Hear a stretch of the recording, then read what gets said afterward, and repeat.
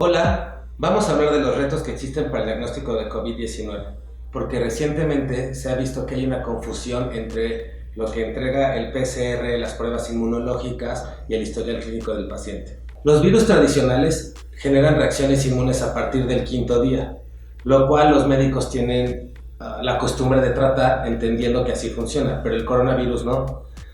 La revista Nature el día 18 de junio publicó los resultados sobre un análisis de largo plazo sobre los pacientes y los resultados que se están obteniendo de la carga viral y la carga de anticuerpos para el diagnóstico de la enfermedad, lo cual quiero platicar con ustedes porque es importante que lo conozcan para dar el diagnóstico adecuado a sus pacientes. Resulta que para el coronavirus los síntomas aparecen entre el día 2 y el día 14, que como antes les decía, rompe un poco el esquema de que es a los 5 días. Entonces, es importante entender esto para qué diagnóstico se le va a hacer al paciente. Si es entre el día 2 y el día 14, pues entonces es posible que la carga viral o la carga de anticuerpos se muevan de la misma forma. Como les decía, los virus tradicionales tienen reacciones a partir del quinto día. Sin embargo, el coronavirus está teniendo reacciones entre el día 2 y el día 14, lo cual rompe un poco el esquema con lo cual los médicos estamos acostumbrados a diagnosticar a los pacientes. El PCR tiene una usabilidad hasta el día 19 del contagio, pero se ha visto que hay pacientes que a partir del día 6, a pesar de estar contagiados, resultan negativos en el PCR. ¿Por qué? Es así como se comporta el virus. Hablando de pruebas inmunológicas, los pacientes están realizándose las pruebas posterior a la prueba de PCR y se ha encontrado esto. El 80% de los pacientes generan anticuerpos IgG, que son los llamados anticuerpos de memoria, y el 60% generan anticuerpos IgM. ¿Qué es lo que significa? Que si usted le está haciendo una prueba al paciente y no le está dando IgGs positivos, debe de entender que hay un 80% de probabilidad que sea porque el paciente no está generando los anticuerpos. No tiene nada que ver con la capacidad de la prueba, tiene que ver con la respuesta inmune de los pacientes. Y con el IgM, el 65-60% están teniendo un resultado positivo a pesar de que estén enfermos.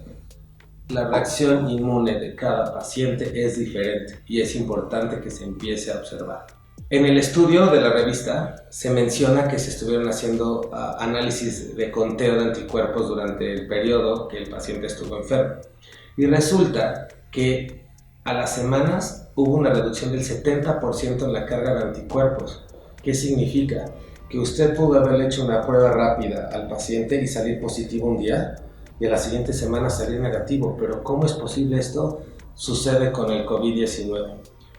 Por eso es importante estar llevando el monitoreo constante de los pacientes y si resulta que en la prueba rápida le salió positivo y en la siguiente le salió negativo, debe acudir a hacer una prueba inmunológica como un ELISA para hacer un diagnóstico detallado sobre la carga de anticuerpos que está recibiendo el paciente. Otro de los detalles que se observó fue el periodo de inmunidad. Resulta que los pacientes están teniendo reducción de anticuerpos a partir del segundo y el tercer mes, lo que significa que es posible que a partir del tercer mes la llamada posible inmunidad desaparezca.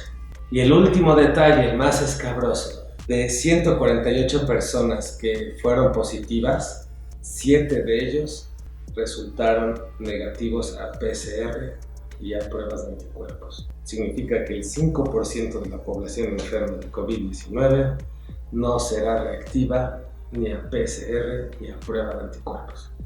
En Amunet ofrecemos pruebas rápidas para detección de anticuerpos IgG e IgM. Es necesario que sepa que en particular los anticuerpos IgM tienen una restricción tecnológica per se, que no tiene nada que ver con la prueba. Los anticuerpos IgM reaccionan ante muchos virus u otras infecciones que existen en el cuerpo. Por eso los anticuerpos IgM, el resultado que da nuestra prueba o cualquier otra, deben de ser acompañados por el historial clínico y el médico debe utilizarlos a discreción. No solamente pasa esto con COVID-19, con cualquier otra prueba que utiliza IgM para el diagnóstico debe de poner atención sobre este detalle. Ofrecemos también kits de ELISA para detectar el virus en etapas más tempranas o con menos carga viral. Y por último, debe de saber este detalle súper importante en la calidad de las pruebas. Normalmente las pruebas que están en el mercado están detectando la llamada proteína N, que es la nucleocápside. Esta está presente en muchos de los coronavirus. Y a la hora de que usted haga la evaluación de una prueba, debe de considerar no solamente los falsos positivos que les puede arrojar la prueba, sino también los falsos negativos, porque ahora los laboratorios están haciendo las pruebas solamente controles positivos contra la prueba. Deben de hacer ensayos también contra controles negativos. Ahora bien, nuestras pruebas utilizan también la proteína S, el spike protein. Esto hace que nuestra prueba sea más específica que otras que existen en el mercado. Muchas pruebas incluso ni siquiera mencionan cuál están detectando porque tienen esta condición. Solamente están detectando la proteína N. Nosotros en Amunet detectamos proteína N y proteína S.